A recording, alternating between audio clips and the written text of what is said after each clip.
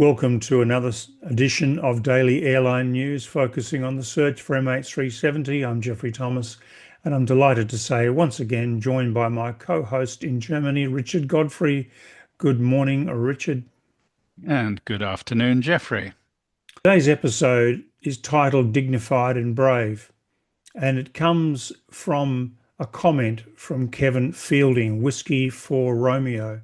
Jeffrey and Richard, keep it up, guys. I have watched most of the episodes over the last few months, and it is so important to keep spotlighting what happened and continuing the search.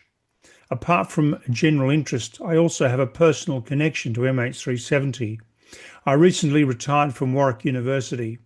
We had run programs in Malaysia and China, and a colleague of mine had previously taken that particular flight.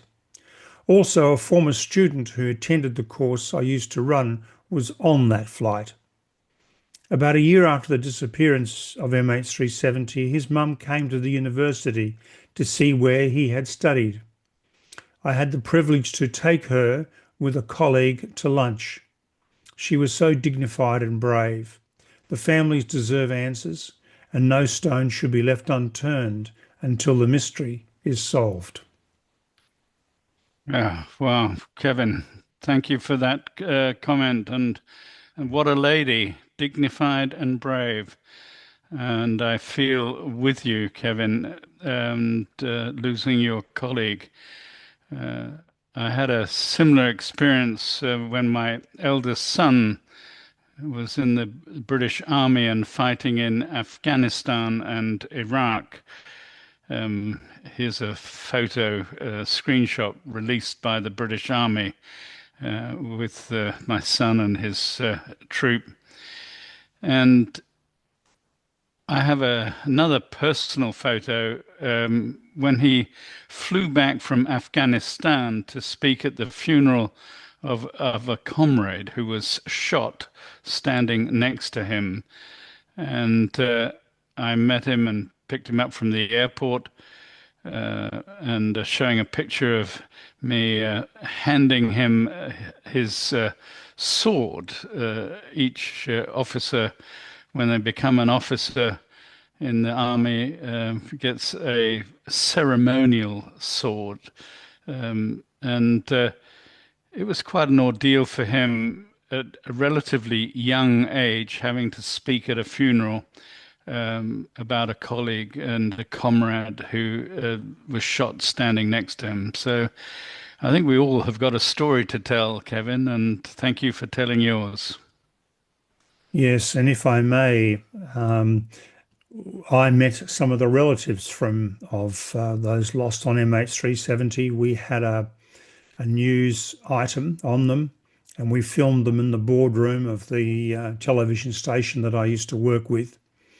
And there was three or four of them, and they each told their story, and they with such dignity. The interviewer, the cameraman, myself, and the sound engineer were all in tears. But these folks just told their story so bravely, and it was such a gut-wrenching experience. I'll never forget it. So yes, I do relate also to Kevin, to your experience. DS Rob, I love the analytic and precise way Richard breaks things down. Excellent work by both of you, and of course, Blaine. Yeah, well, many thanks, DS Rob. We do try to break it down, and it's the only way I can understand the things because some of this stuff is quite complex. And as Jeffrey said the other day, the more we know, the more we realize how much we don't know. And there's a lot still to be done. Yes. So, Queen of the Podcast 4662, I know it's unpopular to ask, but how do we know that the handshakes weren't spoofed? As even the Inmarsat team said the location is correct provided the data wasn't spoofed. For example, if a rogue military hijacked the plane by landing it at Butterworth or a nearby airport after the turnback, they could install an SDU device, which would only take around 15 to 20 minutes max, that could send false location information to Inmarsat.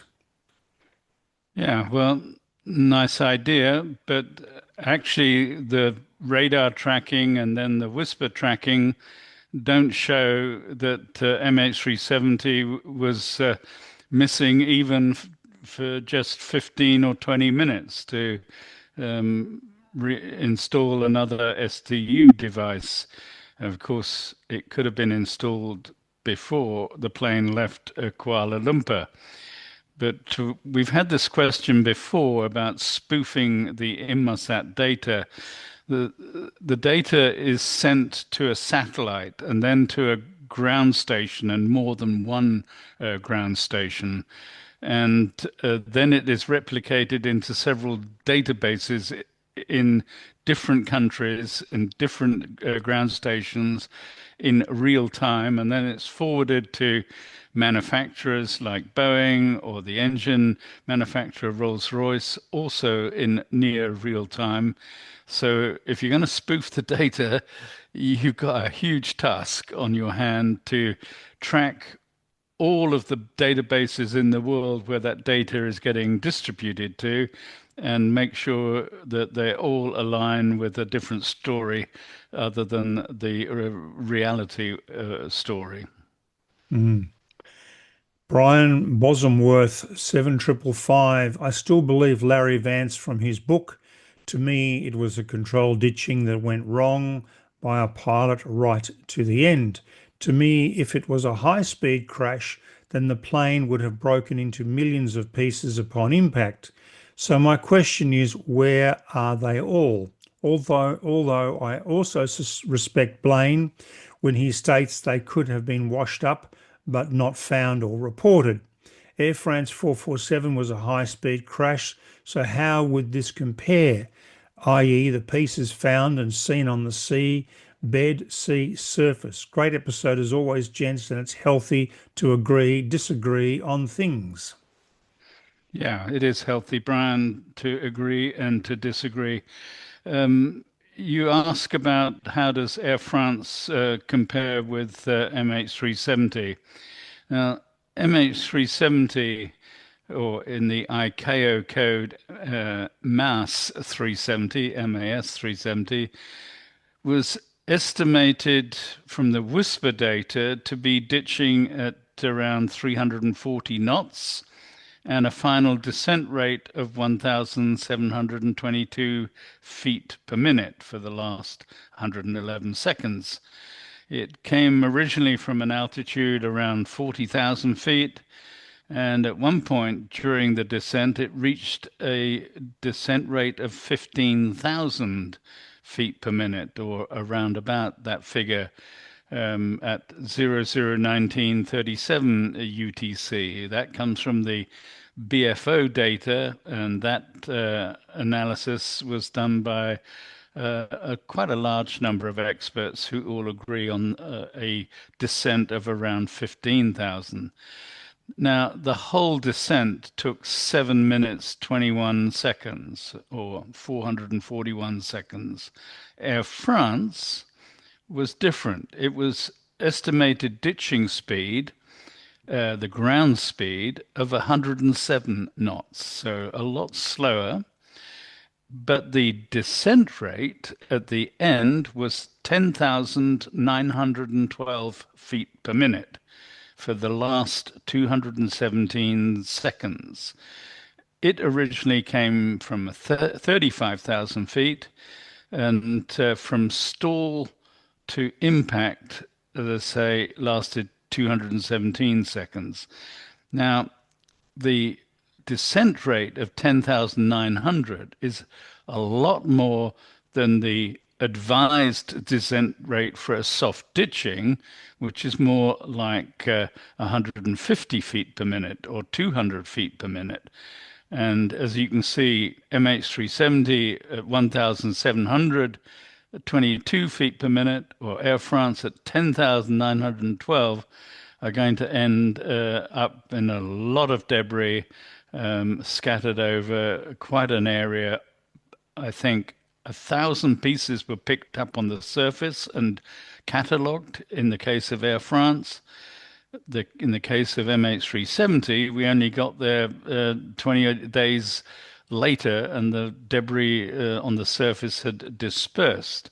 So on the floor of the sea, we found a debris field from Air France 447, 800 meters by 300 meters, with a lot of pieces, but we still need to find the MH370 wreckage on the sea floor, and then we will know exactly how that compares.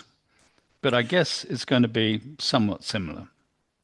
Just on that, Richard, so we've got Air France at a final descent rate of 10,000 feet per minute, which is 5 times greater than MH370. But there was big sections of fuselage on the ocean floor with Air France 447, was there not? Well, not big sections of fuselage. I mean, they weren't intact. They were sliced up, and there were bits of for example, the gantry at the rear of the aircraft. That was came up in one section, but there were a huge number of pieces on the sea floor. The main pieces were engine cores and the landing gear. They were relatively intact, but the rest got pretty well hammered. Mm. I guess, yeah, well, we're going to find something similar, one would think, with MH370.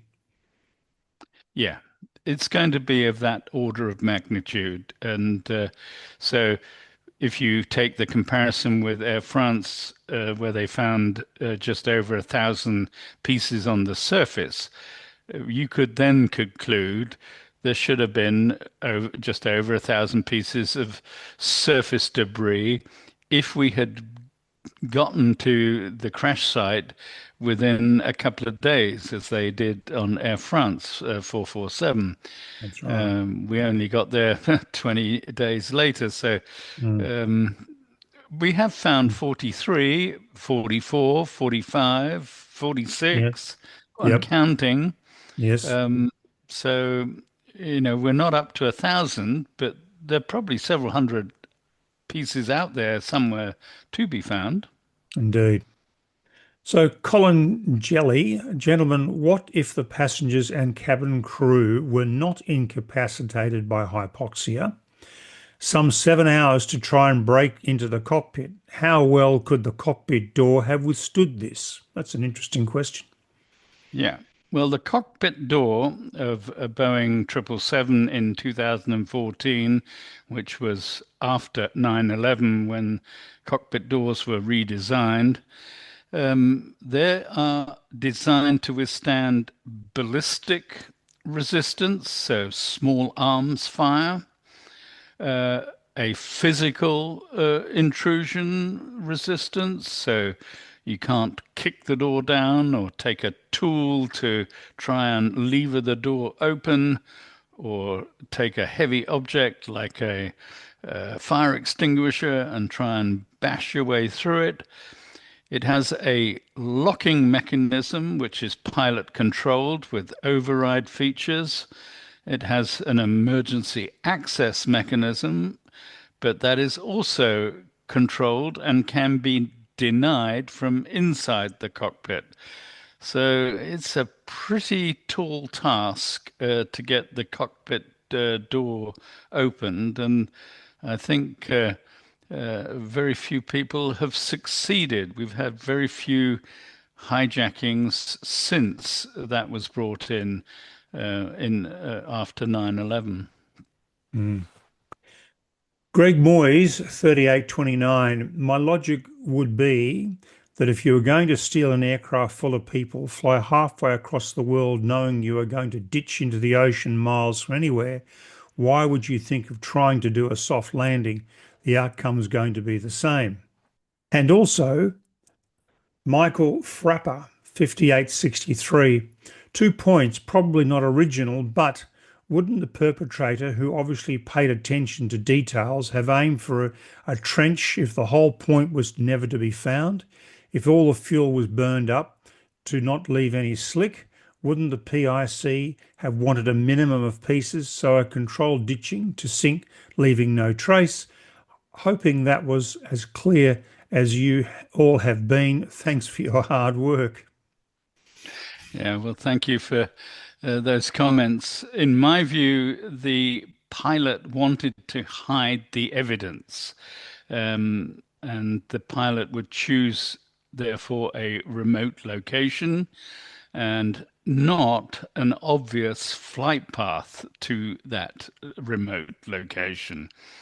He would then ditch the aircraft in a high speed impact so that the aircraft fragmented and left little as possible surface floating debris. Now, unfortunately, with honeycomb structures, there will be items where air is trapped and sealed inside even a small fragment. So you will have floating debris. There would be no fuel slick because fuel exhaustion, but there might be an oil slick because the both engines have quite a lot of oil, and you won't avoid any surface evidence like an oil slick or certain floating debris. So very difficult to hide an aircraft even with a high speed impact. Yeah.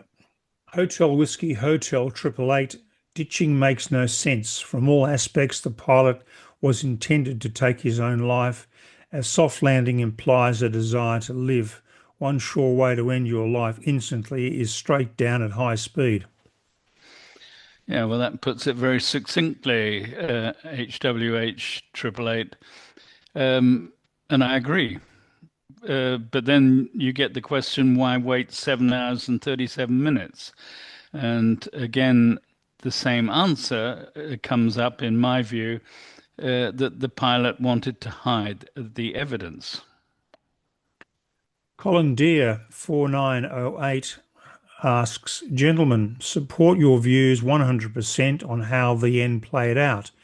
I'm sure such a calculated and high speed, highly skilled captain did perform a figure of 8 type holding pattern in order to get a closer inspection to make sure he was alone in this vector.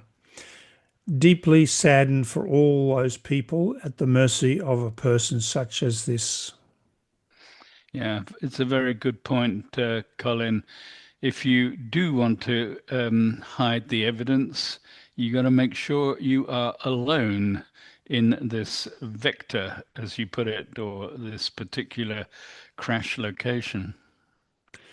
And scene 5622. By far, gentlemen, this has been the most informative episode. Thank you both, and especially Richard, for your patience in explaining the arcs. God bless you. I hope it will be found where Richard thinks it is, if for nothing but vindication and reward for your hard work. Well, God bless you too, and thank you for that. But bear in mind, I might be wrong, so let's listen to other experts too before we draw our final conclusion.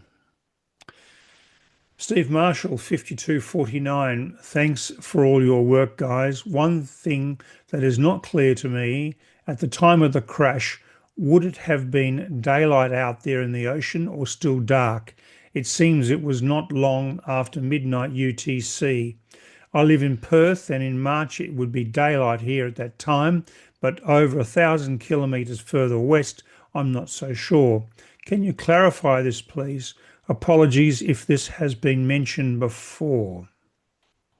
Yes, it has been mentioned before, Steve, but we're happy to take the question again. It was daylight at the crash location.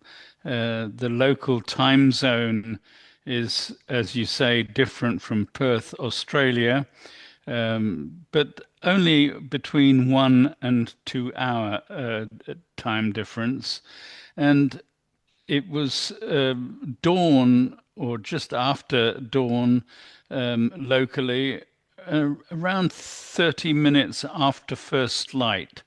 So, depending on exactly at which longitude you place the crash location, so the pilot would have been able to see through the partial cloud coverage, the state of the ocean, and also whether there were any ships. And I think part of running this figure of eight holding pattern was to get a better view because there was a partial cloud coverage, and you need to get different positions of the aircraft to be able to check a wider ocean area. Adnan Khan Frank. No, Richard, it wasn't a high-speed dive. It was a slow control ditching. That's why large pieces of the aircraft were initially intact. The small debris you and Blaine recovered likely broke down later due to water pressure. And Juliet Sierra, Foxtrot, Foxtrot 7, Juliet Sierra. What concerns me about the end of flight, assuming there was an active pilot until the end, would he really consider a controlled ditching, considering what would happen if it were successful? A slow sinking with water ingress and loss of control at the end seems unlikely to me, considering the very rationally planned mission. Yeah, so we have contrasting views. Was it a soft landing or was it an attempted controlled ditching or was it a high speed uh, impact and was it an uncontrolled impact? We're going to be doing a plane guys on Sunday, looking at Transair flight RDS 810, which was a forced ditching of a Boeing 737 hyphen 200 cargo flight near Honolulu in the Pacific Ocean. The fuselage broke into two pieces, but both pilots survived.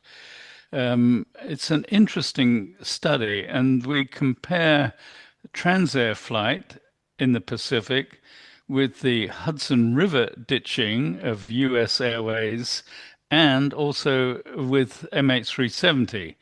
And you will see in that episode there are significant similarities and significant differences. So tune in on Sunday.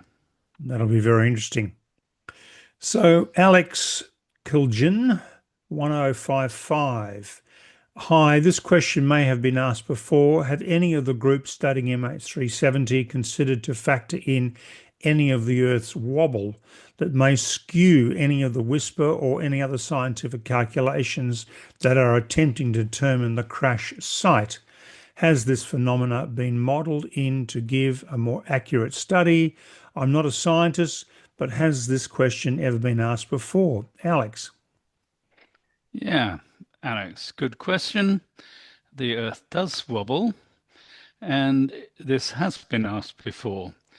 It makes a difference, the wobble, but I would point out there are four different types of wobble, and each one has a different cycle.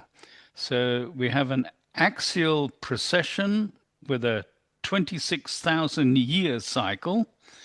There's the Chandler wobble with a 14-month cycle. Nutation is a 18.6 year cycle.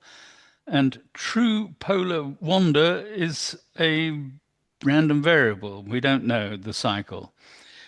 These wobbles are all very subtle and only just about measurable. And we don't believe this has a significant impact on the WSPR calculations or navigation calculations in the case of MH370 or indeed other aircraft crashes. So it's been looked at, but it's not significant. Now, Richard, Joseph Brown, Hotel Mike 9, Hotel Kilo. I have no dog in the fight, as it were, and I'm not trying to dispute or promote any final scenario. But having said that, I'm curious about the controlled ditching idea, either in reality or as a failed attempt. It seems whoever was piloting the plane went to enormous trouble to hide where the plane was. So, what reason would they have to try and survive the crash or to increase the time the plane may have remained on the surface? Assuming a successful ditching, what was he going to do then? Swim to Australia? Or is my intuitive thought that an intact plane would be easier to find completely wrong? Would a nosedive result in more debris bobbing around for days, months, years? In which case, an attempt to gently land and then sink would, I guess, be a better idea. Yeah, Interesting well, question. it's a very good question, Joseph, and that's why we want to do the Transair flight RDS 810 on Sunday because that was a relatively successful ditching close to the shore. There was nevertheless a certain wave height, and we compare the wave height at MH370, Air France, and RDS 810. We compare the swell and the direction of the flight at impact, and we get a much better picture, as you say, of your dog in the fight. By the way, I just got back from taking the dog for a walk, and I have a picture of my dog in the fight to show you. You trying to fight him off, are you? No, he was trying to get my Chardonnay last night, and Right. the Frankfurters that I was eating. So I think he had an eye on both, frankly. Mm. So Barney Romeo Uniform 2 Delta. I don't know where the MH370 families would be if not for you two gentlemen. Thank you from the bottom of our hearts. Yeah, very kind, and many thanks for that comment. We are always mindful of the families and of their heartbreak, and obviously many viewers have got a story to tell. And as Jeffrey pointed out, he's met some. I've spoken with some. I actually gave a speech at one of their reunions, and Blaine knows many of the families and went to Madagascar with them. So we're quite involved and quite, yeah, emotionally taken by their heartbreak. Gracie 289, contentious is good. Keep up the good work. Outstanding show. Well, we're not actually trying to be contentious, but you can't handle a subject like MX370 without being contentious. However, I think YouTube has got a different idea and prefers that contentious subjects are avoided. So Mm. we do not, for example, show any pictures of body parts or uh, crash victims, or so we try not to sensationalize the subject and stick to the facts. But even that, as we've seen, was it a controlled ditching or was it a high-speed impact? There are different views out there. There are indeed. Everett Beland, always professionally presented and enlightening here. No doubt this was addressed long ago, but here goes. I recognise that Airframe is a reliable design, but I wonder if in rapid descent would there be some separation of smaller parts prior to impact? And I am in the camp that believes the pilot was at the controls all the way in. Yeah, thank you, Everett. You're quite correct. A high-speed dive at up to 15,000 feet per minute has been proven by the Australian DSTG and many other analysts. So at that speed, flutter can cause breakup of certain parts of the aircraft structure, especially items like flaps and slats and spoilers from the wing, and movable items from the horizontal and vertical stabilizer on the tailplane. So it is perfectly possible that certain items started to separate before impact, even. And just for the viewers who don't know, the term flutter.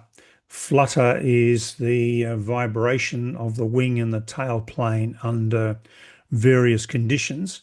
And it's a major problem when they're certifying aeroplane. If they've got a problem with flutter, they've got to spend a lot of time and effort to take it out because it can't get certified with flutter. Mm. But of course, obviously, as Richard said, in a high-speed dive like 15,000 feet per minute, that's something totally different and sets up high-speed vibrations of the main wing and the tailplane, correct? Yep, and they measure the stress on a structure in G force, and an aircraft is obviously designed to withstand a certain G force, for example, in severe turbulence or a very heavy landing.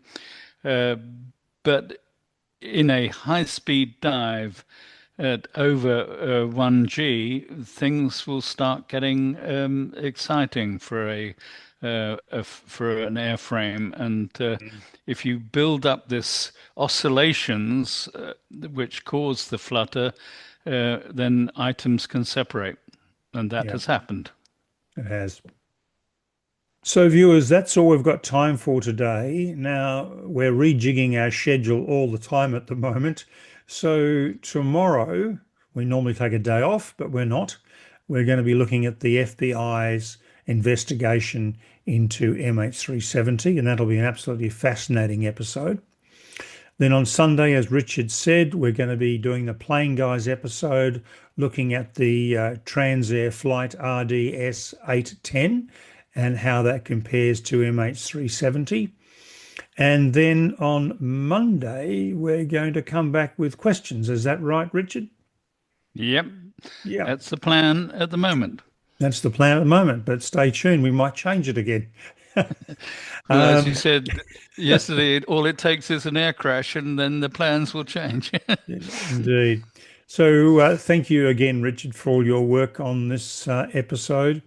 Viewers, thank you for watching. Thank you for subscribing. And if you haven't subscribed, please subscribe. Please like us. Please keep those comments coming. We do sincerely appreciate them. There's so many of them. It's really heartwarming. And we love the questions. Please challenge us.